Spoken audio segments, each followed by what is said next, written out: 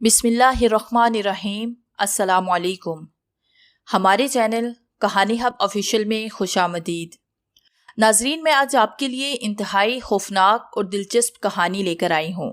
लेकिन कहानी शुरू करने से पहले आपसे गुजारिश है कि अगर आपने हमारा चैनल सब्सक्राइब नहीं किया तो आप हमारे इस चैनल को सब्सक्राइब कर लीजिए और बेल आइकन को भी प्रेस कर लें ताकि हर नई आने वाली वीडियो बआसानी आप तक पहुँच सके। रात बेहद सर्द थी। दूर दूर तक अंधेरे का राज था।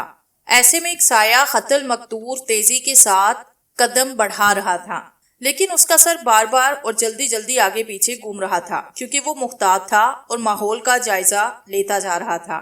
उसका नाम प्रकाश था। उसके हाथ में एक तेज धार छुरा मौजूद था। उसका रुख जरा दूर मौजूद ईसाइयों के कब्रिस्तान की तरफ था। उसका दिल बार बार तेजी से धड़क सा जाता था, लेकिन फिर उसका जोश इस तेज धड़कन को एतदाल पे ले आता था। उसमें सिर्फ एक ही जुनून सवार था कि जूलिया की कब्र खोद के उसका सर तन से जुदा करना है और उसे लेके गुरु शंकर दास तक पहुंचाना है। प्रकाश 30 साल का खूबरू नौजवान था। उसका जरिए मुआश मुसव्वरी था।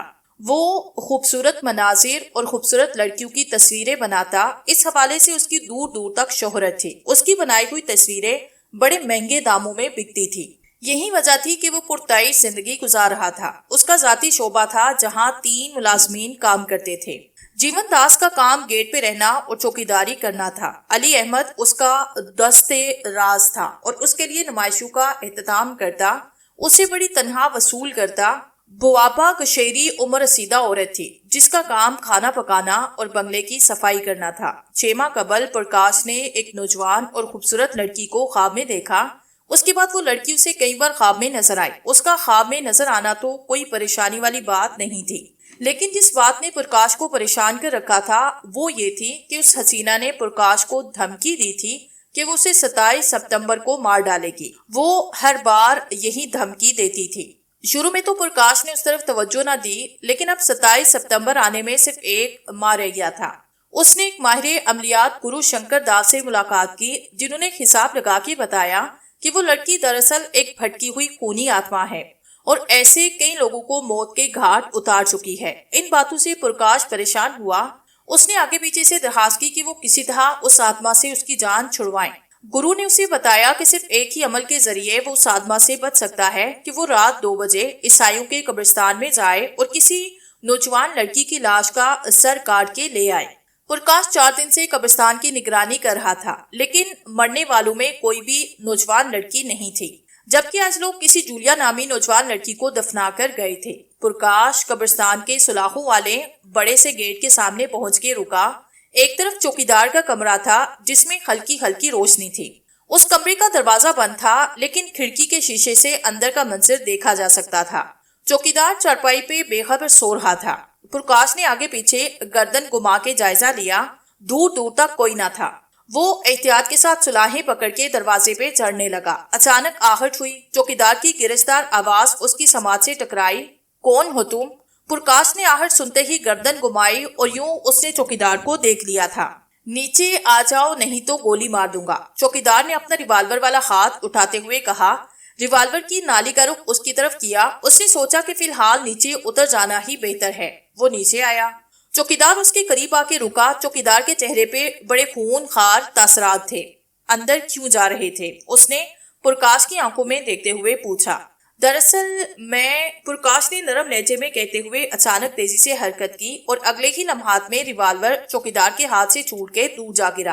प्रकाश ने उसी पे इक्तफा नहीं किया, बल्कि तेजी से हरकत करते हुए चौकीदार को काबू किया। उसकी गर्दन को गिरफ्त में लिया। प्रकाश ने जोडो कराटे में मुहारत हासिल कर रखी थी। चौकीदार ने खुद को उसकी गिरफ्त से आजाद कराने की कोशिश की, लेकिन नाकाम रहा और बामुश्किल बोला, ये तुम क्या कर रहे हो? अब देखो कि मैं क्या करता हूँ।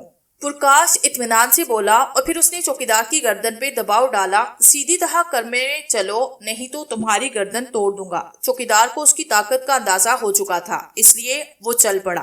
वो दोनों कमरे में आए और फिर जरा की देर में प्रकाश ने चौकीदार को चादर से बांध के एक तरफ डाला। उसके मुंह में तौलिया ठोंस दिया। प्रकाश कमरे से बाहर निकल आया। आते हुए वो चौकीदार की जेब से चाबियों का गुच्छा निकाल लाया। उसने चाबी की मदद से गेट का ताला खोला और अंदर दाखिल हुआ। फिर उसने अंदर जाने के बाद ताले को दोबारा बंद कर दिया। वो कब्रिस्तान के अंदर की जानिब चल पड़ा। अब उसे अंधेरे में सब कुछ वाज़ेह तौर पे नजर आने लगा। वो अपने साथ टॉर्च भी लाया था, लेकिन फिलहाल उसकी जरूरत महसूस ना हो रही थी। कुछ देर के बाद वो जूलिया की कब्र पे पहुंचा। उसने उस पे लगी सलेब उतार के एक तरफ एहतराम के साथ रखी। उसका असूल था कि हर मजहब का एहतराम किया जाए। अगर उसकी जान पे बनी ना होती तो वो जूलिया की कब्र खोदने का फैसला भी नहीं करता। फितरतन वो नरम और हमदर्द तबीयत का मालिक था। उसने साथ लाए हुए छोटे से बेलचे से कब्र की मिट्टी खोदी। थोड़ी सी मेहनत के बाद ताबूत बाहर निकाला। फिर उसने बड़े सरैये के जरिए ताबूत खोला। अंदर से खुशबुएं आई जो कि लाश पे लगाई गई थी।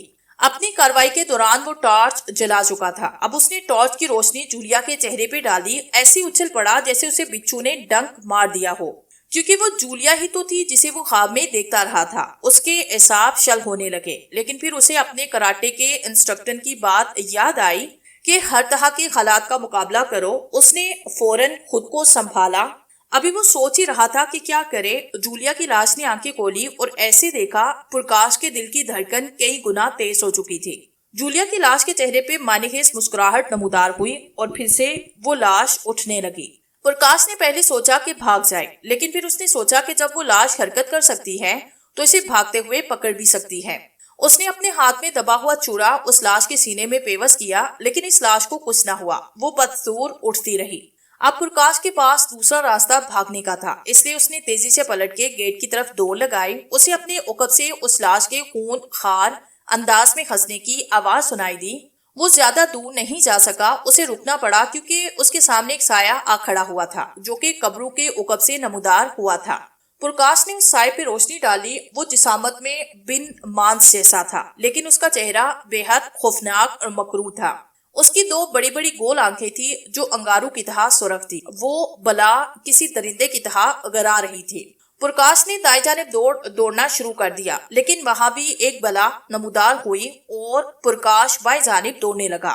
कुछ देर तक वो इसी तरह दौड़ता रहा और बलाएं नमूदार होती रही। बिलाहिर वो रुका। अब उसके चारों तरफ बलाएं खड़ी थी। उसके भागने का कोई रास्ता नहीं था। कुछ देर के बाद सामने से जूलिया की लाश आती नजर आई। इससे जरा फासले पे आके रुकी। लाश के सीने में अब भी छुरा पेवस्त था। उसने वो छुरा एक झटके से निकाला। उसके चेहरे की तासुरात निहायत खूनहार थे। वो कराती हुई आवाज में बोली, अब मरने के लिए तैयार हो जाओ। मेरी तुम्हारी क्या दुश्मनी? प्रकाश जल्दी से बोला। लाश ने कोई जवाब न दिया और तेजी से उसकी जानिब लिपकी। इस दौरान प्रकाश ने पलटना चाहा, लेकिन पूरी तरह पलट नहीं पाया कि लाश ने उसके पेट में छुरा घोंपा। वो चीख उठा और पेट पकड़ता हुआ नीचे गिर गया। लाश ने जोरदार कहकहे गाना शुरू कर दिए। प्रकाश को अपनी आंखों के गिर्द तारे नाचते नजर आने लगे। फिर उसका दिमाग तारीकियों में डूबता चला गया। उसकी आंख खुली तो उसने खुद को आरामदेह बिस्तर पे पाया। उसकी नजरों के सामने कुछ छत थी जो कि शहीदों के सहारे कायम थी। प्रकाश ने इधर उधर गर्दन घुमा के माहौल का जायजा लिया। वो उस वक्त एक मुस्ततिल कमरे में था जहां एक कोने में जरूरी घरेलू इस्तेमाल की कुछ चीजें पड़ी थी, जबकि कोने में कुछ ऐसी चीजें पड़ी थी जिन्हें देख के अंदाजा होता था कि वहां कोई अमलियात करने वाला बैठा है। वहां एक गद्दी बिछी थी, एक इंसानी खोपड़ी रखी थी जिसके साथ ही एक अंगीठी मौजूद थी। कुछ डिब्बे और बोतलें भी वहां पड़ी थी। अचानक से दाखिली दरवाजा खुला। वहां से एक उम्र रसीदा शख्स अंदर दाखिल हुआ। वो खुलिये से कोई आमिल दिखाई देता था। उसके लंबे लंबे बाल कांधों पे जो रहे थे। उसकी दाढ़ी मूछें भी वाजबी सी थी। उसने लंबा काला चोगा पहन रखा था। गले में छोटे बड़े मोतियों की मालाएं लटक रही थी। उसने प्रकाश की तरफ देखा और बोला, तो तुम्हें होश आया? उसकी आवाज भारी थी। तुम कौन हो? मुझे यहाँ कौन लाया है? प्रकाश ने पूछा। वो ये महसूस कर चुका था कि इसे लाश ने छुरा मारा था, लेकिन इस वक्त उसे बिल्कुल तकलीफ ना हो रही थी। हम ही लाए हैं तुम्हें, उस शख्स ने प्रकाश की बात का जवाब दिया। फिर वो उसके करीब आके रुका। उसका गहरी नजरों से जायजा लेने लगा। कौन हो तुम? प्रकाश ने उससे पूछा। भगवान दास, उसने जायजा जारी रखते हुए कहा। मेरी तुम्हारी पहले तो मुलाकात नहीं हुई, प्रकाश ने कहा। हाँ, पहली मुलाकात है, लेकिन मैं तुम्हें बचपन से जानता हूँ। यानी तुम्हारे बचपन से? भगवान दास बोला। वो कैसे? हमारी एक चीज तुम्हारे पास है। चीज? कैसी चीज? प्रकाश ने हैरत से कहा।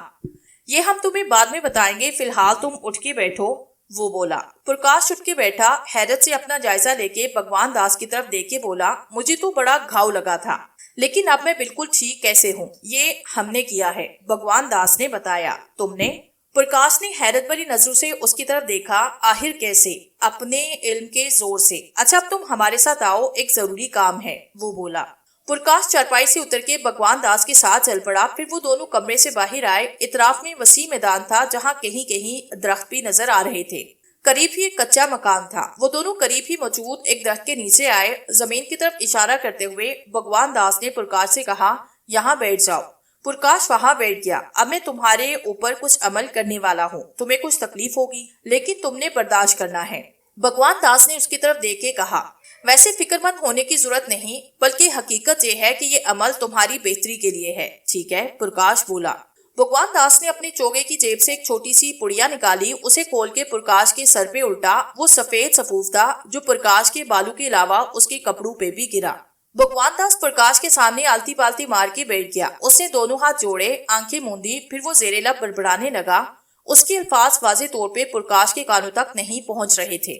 थोड़ी देर के बाद भगवान दास ने आंखें खोल के प्रकाश की तरफ झुकते हुए उस पे फूंक मारी तो प्रकाश को जोरदार झटका लगा और यूं महसूस हुआ जैसे उसके पेट से कोई चीज और खलक की तरफ आ रही है। उसे सारे बदन में सनसनाहट महसूस हो रही थी और कानों में सीटियां बज रही थी। अचानक से उसके पेट की तेज जैसे उसका दिल और कलेजा दबाती हुई बाहर आने लगी। उसकी तकलीफ नाकाबिले बर्दाश्त थी। वो बिलबिलाने लगा, फिर वो बेहोश हो गया। उसे होश आया तो वो कमरे में चारपाई पे लेटा था। उसके करीब ही कुर्सी पे भगवान दास बैठा था। मैं तकलीफ बर्दाश्त नहीं कर सका था, प्रकाश ने भगवान दास से कहा। हाँ, हम समझ गए थे, भगवान दास ने अस्पात में सर हिला के ठहरे हुए लहजे में कहा। आखिर ये अमल तुमने क्यों किया था? प्रकाश ने उसकी तरफ सवालिया नजरों से देखा। ये खास अमल है जो कि बेहद जरूरी है। कल फिर ये अमल करना होगा। भगवान दास बोला। क्या ये जरूरी है? मेरा मतलब है कि इससे तो मुझे बड़ी तकलीफ होती है, प्रकाश ने कहा। क्या तुम मरना पसंद करोगे? भगवान दास ने उसकी आंखों में देखा। क्या मतलब? तुम हमारी बात का जवाब दो। भगवान दास बोला। नहीं, मैं मरना पसंद नहीं करूंगा। और समझ लो, अगर ये अमल पूरा ना हुआ तो तुम मर भी सकते हो। अब तुम फैसला करो कि अगर तुम ये अमल नहीं चाहते, मौत के गले लगाना चाहते हो, तो हम ये अमल नहीं करेंगे। भगवान दास की सवालिया नजरें उस पे मरकूज थी। तुमने तो मुझे उलझन में डाल दिया, प्रकाश ने कहा। देखो, हमने तुम्हें इस जालिम लाश से बचाया, लेकिन अब भी तुम्हें उसकी तरफ से खतरा है। वो तुम्हारी जान लेना चाहती है। अगर ये अमल ना हुआ तो तुम्हारी जान चली जाएगी। अब तुम ही बताओ कि ये थोड़ी सी तकलीफ बेहतर है या ये अच्छा है कि तुम इस लाश के हाथों मारे जाओ। ठीक है, प्रकाश एक गहरी सांस लेके बोला। जैसा तुम चाहो करो, हम तो बस तुम्हारी जिंदगी बचाना चाहते हैं, भगवान दास ने कहा। इसके लिए मैं तुम्हारा शुक्रगुजार हूँ, प्रकाश ने मुतशक्किर अंदाज में कहा। फिर जरा तौकुफ के बाद उठ के बैठते हुए पूछा, आखिर ये सब कुछ मेरे साथ क्या है?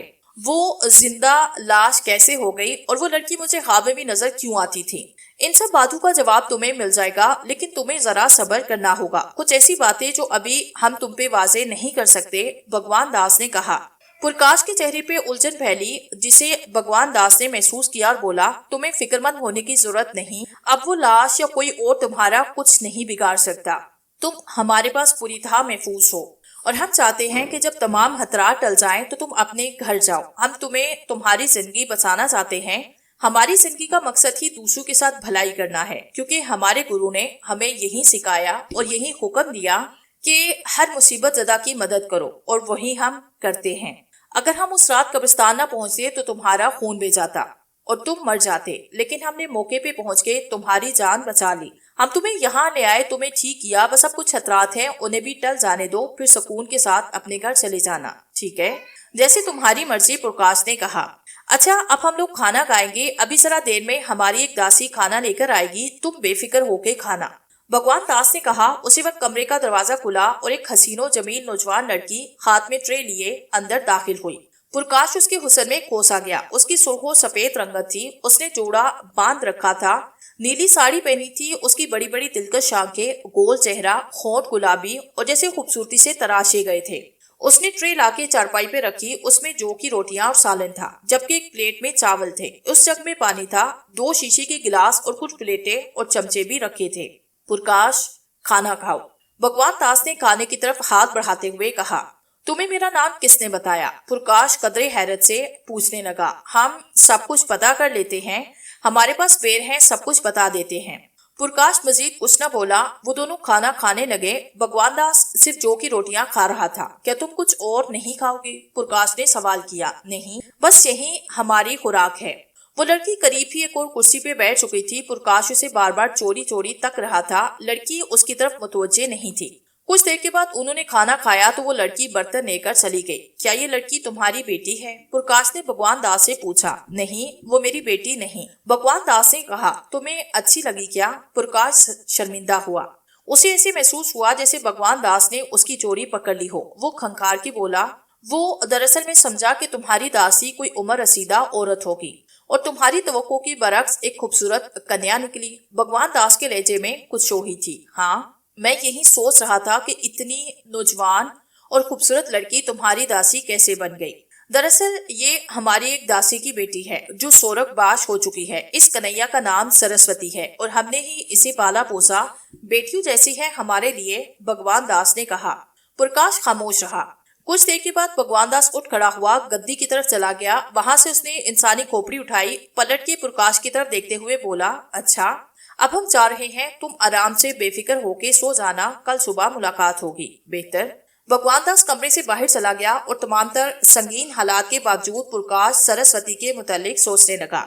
उसने सोचा कि कुछ खाना हजम कर लिया जाए, इसलिए वो चारपाई से उतर के टहलने लगा। उसकी सोचों का महर सरस्वती ही थी। कुछ देर के बाद कमरे का दरवाजा खुला। सरस्वती ने वहीं रुक के प्रकाश से अपनी मुतरन्नम आवाज में पूछा। क्या मैं अंदर आ सकती हूँ? सरस्वती को देख के प्रकाश के दिल की धड़कनें तेज हो चुकी थी। वो कुछ बुखला सा गया था। उसने खुद को संभालते हुए मुस्कुरा के उससे कहा। आओ आओ, आ जाओ। वो अंदर दाखिल होने के बाद उसके करीब आ खड़ी हुई। वो उससे कद में जरा छोटी थी। कहो, कैसे आना हुआ? प्रकाश ने पूछा।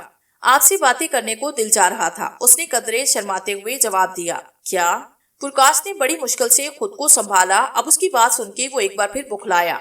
हाँ, बाबा तो सोने के लिए लेट गए और जब वो लेट जाते हैं तो सवेरे ही उठते हैं। मैंने सोचा कि आपसे बैठ के बातें करूं। क्या बातें करनी है? प्रकाश बोला। मेरा मतलब है कि क्या ये मुनासिब होगा कि तुम मुझसे बातें करो? कहीं भगवान दास जी नाराज ना हो जाएं। वो क्यों नाराज होंगे? हम कोई पाप कर रहे हैं? नहीं, मेरा मतलब है कि तुम ऐसे इनसे छुप के यहाँ आई हो। उसने जुमला अधूरा छोड़ा। हाँ, ये जरूर है कि मैं उन्हें बताए बगैर नहीं आई और मुझे भी कुछ थोड़ा सा डर है कि कहीं वो आपसे बातें करने की वजह से मुझसे नाराज ना हो जाएं। लेकिन वो कुछ उलझन का शिकार थी। लेकिन क्या? पता नहीं क्या बात है कि मैंने जब से आपको देखा दिल बड़ा बेकाबू सा हुआ। मैंने अपने दिल को बड़ा समझाया लेकिन ये ना माना और यूं मैं दिल के हाथों मजबूर होके यहाँ आ गई हूँ। मुझे ऐसे लगता है कि मुझे आपसे प्रेम हुआ। वो बोली तो प्रकाश जैसे उछल पड़ा। ये तुम क्या कह रही हो? क्यों? मैंने ऐसा क्या गलत कह दिया? ये बात दुरुस्त नहीं। तुम यहाँ से चली जाओ। आखिर आप ऐसा क्यों कह रहे हैं? इसलिए कि भगवान दास ने मुझ पे बड़े एहसानात किए हैं। मैं उनके एतमाद को ठेस नहीं पहुंचाना चाहता। वो कुछ नहीं कहेंगे। नहीं, बस तुम मुझ पे मेहरबानी करो और यहाँ से चली जाओ। ये आप दिल से कह रहे हैं? देखो, तुम समझने की कोशिश करो। मैं भगवान दास को किसी किस्म की शिकायत का मौका देना नहीं चाहता। ठीक है, मैं तो चली जाती हूँ, लेकिन एक बात बता दूं, मैंने आपसे प्रेम किया, मेरा दिल नहीं तोड़ना। वो जज्बाती अंदाज में बोली और पलट के दरवाजे की तरफ चल पड़ी। प्रकाश का दिल चाहा कि लिपक के उसका बाजू पकड़े, उसे रोके, लेकिन बस यही सोच के अपनी जगह खड़ा रह गया कि कहीं किसी बात पे भगवान दास नाराज ना हो जाए। सरस्वती कमरे से बाहर चले गई तो प्रकाश ने गहरा सांस खारिज किया। जहाँ उसे सरस्वती के चले जाने का दुख था, वहीं इस बात की खुशी थी कि वो उससे प्रेम करने लगी है। वो कुछ देर टहलने के बाद अपनी चारपाई पे लेट गया। वो मुस्तकबिल के बारे में सोच रहा था। उसका ख्याल था कि वो भगवान दास से सरस्वती का हाथ मांग ले। बहुत देर तक सोचों में गुम रहने के बाद वो नींद की आगोश में चला गया। अचानक उसकी आंख खुली। उसके कानों में शोर शराबे की आवाजें आ रही थी। उसकी जागने की वजह भी यही आवाजें थी। वो तेजी के साथ चारपाई से उतरा, दरवाजे की तरफ लिपका और फिर जरा ही देर बाद दरवाजा खोल के कमरे से बाहर आया। उसने सामने काफी दूर अजीब मंजर देखा। वहां मैदान का एक हिस्सा रोशन था। वो रोशनी बड़े दायरे की शक्ल में थी और कहां से आ रही थी उसका मुंबा उसे नजर नहीं आ रहा था। वहीं जरा दूर फिजा में बड़ी बड़ी काली चमगादड़ें उड़ रही थी। उनके मुंह की जगह इंसानी खोपड़ियां लगी हुई थी। वो चमगादड़ें जब आपस में टकराती तो काफी तेज आवाजें निकलती। वहीं जमीन पे दाएं जानिब भगवान दास जबकि बाएं जानिब गुरु शंकर दास जी खड़े थे। वो दोनों ही चमगादड़ों की तरफ देख रहे थे। उनकी तरफ बाजू फैला के कुछ अल्फाज बोल रहे थे।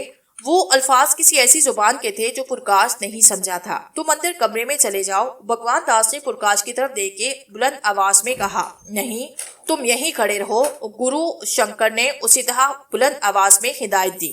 पुरकाश उनकी हिदायत सुन के कुछ परेशान हुआ, जबकि वो पहले ही इस बात पे हैरान था कि शंकर दास और भगवान दास एक ही जगह क्यों मौजूद हैं। कुछ देर के बाद चमगादड़ें एक दूसरे से टकराने के बाद जमीन पे गिरकर बेहिस्सो हरकत हो गई। उसके बाद शंकर दास भगवान दास आमने सामने आए। इस पे मेरा हक है, शंकर दास ने भगवान दास से कहा। नहीं, उस पे मेरा हक है। तो इस बात का फैसला हम जंग से कर लेते हैं, जो जिंदा बचेगा वही उसका हकदार होगा। पुरकाश हैरान था कि आखिर वो दोनों किस चीज पे अपना हक जता रहे हैं। तो फिर ठीक है, मुकाबला करते हैं। वो दोनों एक दूसरे की तरफ चल पड़े, फिर आमने सामने आके रुके। अब उनके दरमियान 2 कदम का फासला था। दोनों किसी जुबान में कुछ पढ़ रहे थे। पुरकाश को अंदाजा हुआ कि वो कोई मंत्र वगैरह पढ़ रहे हैं। कुछ देर के बाद दोनों ने अपना अपना दायां हाथ एक झटके के साथ एक दूसरे की तरफ फैलाया। उनकी उंगलियों से आग निकली, जिसने उन दोनों पे गोया हमला किया, लेकिन उनसे महज चंद इंच के फासले पे रुक गई। कुछ देर दोनों उसी हालत में रहे। आग उनके हाथों से निकलती रही। फिर उन्होंने हाथ नीचे किए और एक बार फिर मंत्र पढ़ने लगे। कुछ देर के बाद उन्होंने एक बार फिर एक दूसरे की तरफ हाथ फैलाए। उनके हाथों से फिर आग निकल के एक दूसरे की तरफ लिपकी, लेकिन इस मरतबा भगवान दास का पल्ला भारी रहा। शंकर दास नीचे गिर गया। प्रकाश के लिए ये सूरत-ए-हाल परेशान कुन होने के साथ साथ अफसोस भी थी, इसलिए कि वो दोनों ही उसके मोहसिन थे और वो किसी को मरता या नुकसान उठाता नहीं देख सकता था। बेख्तियार उसके मुंह से बुलंद आवाज में निकला, ये आप दोनों क्या कर रहे हैं? क्यों एक दूसरे के खून के प्यासे हो गए हैं? उनमें से किसी ने भी उसकी बात का जवाब नहीं दिया। इस दौरान भगवान दास तेजी के साथ शंकर दास के सीने पे सवार हुआ और उसका गला दबाने लगा। प्रकाश ने सोचा कि इन्हें अमलन इस तरह की मुहाज आराई से रोकना चाहिए, इसलिए वो तेजी से उनकी तरफ बढ़ा। जल्दी उनके करीब पहुंचा। उसने भगवान दास को उकब से पकड़ा, शंकर दास से अलग करने की कोशिश शुरू कर दी। भगवान दास बेहद ताकतवर था, इसलिए प्रकाश भी ताकत लगाने लगा। इस वक्त भगवान दास पलटा। उसने एक जोरदार गोसा उसे रसीद किया, जिसकी वजह से वो दूर जा गिरा। भगवान दास एक बार फिर शंकर दास का गला दबाने लगा। उसी वक्त शंकर दास ने अपना घुटना उसकी कमर पे रसीद किया। वो थोड़ा सा आगे झुका। शंकर दास ने दोनों हाथों से उसे जोरदार मुक्का मारा। वो हिल गया। शंकर दास ने उसे एक जोरदार घोंसा रसीद किया और फिर फौरन से दोनों हाथों से धकेला, फिर एक तरफ गिराया। अब शंकर दास भगवान दास की सीने पे सवार हुआ। उसने अपने लिबास में से एक लंबा चमकता हुआ खंजर निकाला और आनन फानन भगवान दास के पेट में उतार दिया। भगवान दास की फलक शगाफ चीखें बुलंद हुई। उसके पेट से खून का फवारा उबल पड़ा। प्रकाश काफी अफसोस मलता रह गया, जबकि शंकर दास भगवान दास के ऊपर से उतर आया। भगवान दास पूरी तरह से तड़प रहा था। प्रकाश शंकर दास के करीब आया, परेशान लहजे में बोला, गुरुजी, ये आपने क्या किया? ये जरूरी था, मैं कुछ समझा नहीं। आओ, हमारे साथ आओ। कुछ देर के बाद वो कमरे खंगारने के बाद प्रकाश से कहा, बालिक, अब तुम्हें कुछ थोड़ी सी तकलीफ उठानी पड़ेगी। कैसी तकलीफ? तुम पर हमने एक अमल करना है। तुम्हारे अंदर उस लाश के असरात हैं जो इस अमल से निकल जाएंगे। उन्होंने जवाब दिया, जी बेहतर है। वो बोला, इस अमल से तुम्हें ऐसे महसूस होगा जैसे तुम्हारे पेट में कोई चीज हलक की तरफ से बाहर निकल रही है। बल्कि तुम पर तो भगवान दास ने वो अमल किया भी था, तुम इस तकलीफ से वाकिफ हो। उन्होंने उसकी तरफ जवाब तलब नजरों से कहा, जी हाँ, बस वही अमल है, उसके बाद तुम्हारी जान छूट जाएगी। बेहतर है गुरुजी, आप वो अमल कर लेंगे। हम जरा एक छोटा सा अमल करेंगे, उसके बाद चलते हैं। उन्होंने कहा, फिर आंखें मूंद के कुछ बड़बड़ाते रहे। कुछ देर के बाद आंखें खोल के प्रकाश की तरफ देखते हुए बोले, चलो आप वालिक, हम चलते हैं ताकि वो अमल कर सके। वो दोनों कमरे से बाहर आए। प्रकाश ने देखा कि अब वो पुरअसरार रोशनी गायब हो चुकी थी, जिसे वो पहले देख चुका था। अब हर तरफ अंधेरे का राज था। वो दोनों उसी दरख्त के नीचे आए जहां भगवान दास ने प्रकाश पे अमल किया था। बालिक, अब तुम यहाँ बैठ जाओ, शंकर दास ने प्रकाश से कहा, तो वो बैठ गया। शंकर दास उसके सामने बैठा। उन्होंने भगवान दास की तरफ कुछ पढ़ना शुरू किया। कुछ देर के बाद प्रकाश के पेट में दर्द उठना शुरू हुआ और फिर वहीं पहले जैसी कैफियत होने लगी। वो बर्दाश्त करता रहा, यहाँ तक कि उसे महसूस हुआ जैसे उसके जिस्म से कोई चीज निकल गई हो। उसने चीज को एक साए की सूरत में देखा। अंदाजा होता था कि वो कोई लड़की है। अंधेरे की वजह से वो उस लड़की के नकूश नहीं देख सकता था, जबकि प्रकाश खुद को बड़ा हल्का फुल्का महसूस कर रहा था। ऐसे लगता था जैसे उसका आधा वजन कम हो गया हो। बालिक, तुम हैरियत से तो हो ना? शंकर दास ने पूछा। जी, मैं हैरियत से हूँ, उसने जवाब दिया। उसकी आवाज अब भी तकलीफ में डूबी हुई थी। इसे जिस्म में काफी दर्द महसूस हो रहा था। तुम चल सकती हो? जी हाँ, चल लूंगा। तो फिर आओ कमरे में चले। वो दोनों उठकर चल दिए। साया उनके साथ चल रहा था। कुछ देर के बाद वो कमरे में आए तो वहां जलते लैंप की तेज रोशनी में प्रकाश ने साय को देखा तो ऐसे उछला जैसे उसे बिच्छू ने डंक मार दिया हो, क्योंकि वो साया जूलिया का था। तुम बड़े हैरान हो बालिक, आओ बैठो, हम तुम्हें सारी बात बताते हैं। शंकर दास ने प्रकाश से कहा। वो दोनों बैठे जबकि लड़की एक तरफ खड़ी। शंकर दास ने प्रकाश की तरफ देख के कहा, देखो बालिक, ये नारी दरअसल एक आत्मा है, एक जादूगरनी की आत्मा। वैसे क्या तुम अपने पिताजी के बारे में ये जानते हो कि वो खुद बहुत बड़े आमिल थे? उन्होंने प्रकाश की आंखों में झांका। मुझे ये तो मालूम है कि वो अमलियात करते थे, लेकिन पता नहीं कि वो बड़े आमिल थे, उसने जवाब दिया। दरअसल शंकर दास ने फिजा में ऐसे देखते हुए कि जैसे उसका जहन माजी में चला गया हो। भगवान दास मेरा बड़ा भाई था। उसकी बात सुन के प्रकाश को हैरत का झटका लगा, लेकिन वो खामोश रहा। शंकर दास अपनी बात जारी रखते हुए बोले, ये आत्मा हम दोनों के झगड़े की वजह बनी। फर्क सिर्फ इतना था कि मैं इसे कैद करके समंदर में हमेशा के लिए गर्क कर देना चाहता था, जबकि भगवान दास का मकसद ये था कि वो इससे काम लेगा। ये खूनी आत्मा है। इसे काम लेने के लिए जरूरी है कि इसे हर माह किसी इंसान की बलि चढ़ाई जाए, और मैं कभी किसी इंसान को कत्ल करने का सोच भी नहीं सकता। ये आत्मा इंसानी खून पी के जिंदा रह सकती है। अगर इसे इंसानी खून ना मिला तो ये कुछ माह के बाद खत्म हो जाएगी। मैं एक अफसोसनाक बात भी तुमसे कहना चाहूंगा। वो क्या? वो जल्दी से बोला। शंकर दास ने खंकारते हुए कुछ देर सोचने के बाद नरम लहजे में कहा, दरअसल तुम्हारे पिताजी अच्छे इंसान नहीं थे। क्या? हाँ बालिक, वो हमारे दोस्त थे। दरअसल मैं, भगवान दास और तुम्हारे पिताजी बचपन के दोस्त थे। जब हम बड़े हुए तो अपने अपने कारोबार में लग गए। हमने आला तालीम हासिल की, लेकिन हमें अमलियात सीखने का शौक था। हम अपने गुरु महेश के पास अमलियात सीखने जाते। उन्होंने हमें बहुत कुछ सिखाया। उनके पास ये आत्मा भी थी। उन्होंने इसे बड़ी मुश्किल से हासिल किया। वो दुनिया के ताकतवर तरीन इंसान बनने के जुनून में मुब्तला थे। उस आत्मा को हासिल करने के बाद उनका देहांत हो गया। हम तीनों को उस आत्मा को हासिल करने का अमल मालूम था। हम तीनों एक दूसरे के दुश्मन बने, अमलियात करने लगे। यूं ये आत्मा तुम्हारे पिताजी ने अपने कब्जे में कर ली। उसके बाद मैं और भगवान दास इनसे इस आत्मा को हासिल करने की कोशिश करने लगे। हम उसे हासिल कर भी लेते, लेकिन तुम्हारे पिताजी ने एक और चाल चली। उन्होंने एक ऐसा अमल किया जिससे कि उन्होंने इस आत्मा को अपनी बीवी यानी तुम्हारी माताजी के जिस्म में उतार दिया।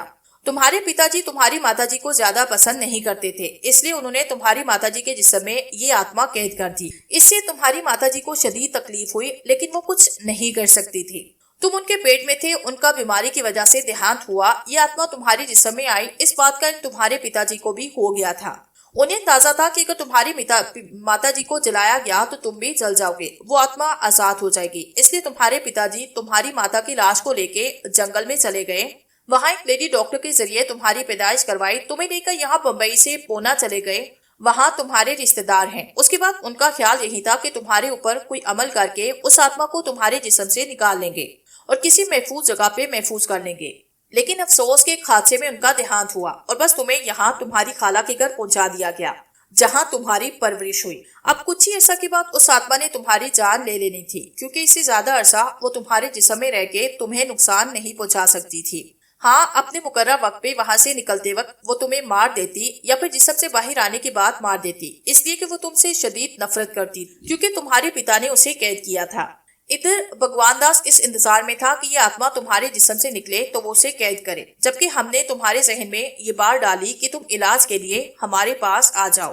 तुम आए तो हमने एक नौजवान लड़की का सर तुमसे मंगवाया, जिसपे अगर हम एक अमल करते तो तुम उस आत्मा से महफूज हो सकते थे। लेकिन वहां कब्रिस्तान में भगवान दास ने खेल खेला। उसने एक अमल किया जिसकी वजह से वो जूलिया की लाश मुतहरिक हुई। उसकी शक्ल भी वैसी हुई जैसे कि तुम ख्वाब में आत्मा की देखते थे। ऐसा भगवान दास ने तुम्हें परेशान करने के लिए करवाया था और फिर उस लाश ने तुम पे कातलाना हमला किया। हम वहां तुम्हारी मदद को पहुंचे, लेकिन कुछ देर हो गई। भगवान दास तुम्हें यहाँ लेकर आया, तुम्हारा हमदर्द बना। बहरहाल उन्होंने गहरा सांस लिया। अब तुम पूरी तरह महफूज हो। हम कल उस आत्मा को समंदर में फेंक देंगे।